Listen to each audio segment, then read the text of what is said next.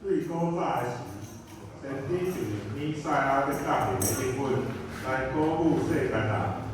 因讲得有自于大君王，要用公义甲智慧统治这世间，最后带和平予世界。盼望遵伫正百姓的时代，因踮伫期待先知的异象，甲上帝应允时代的生活中，总是因所期待的，就是几落世纪无声无影，百姓的信心伫绝望中摇转，因就超找互去的路，虔诚的人只有祈祷，较无伫暗暝话听见上帝的声。啥时上帝才会向伊的百姓出声讲话啊？啥时弥赛亚才会来临啊？即款无声无影的状况，啥时才会结束啊？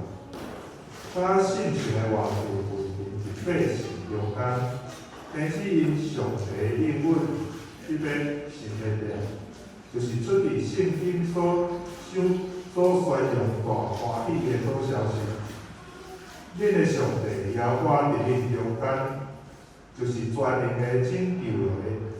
伊要因为恁欢喜快乐，伊要因为疼恁来信心，搁为着欢喜恁来唱歌。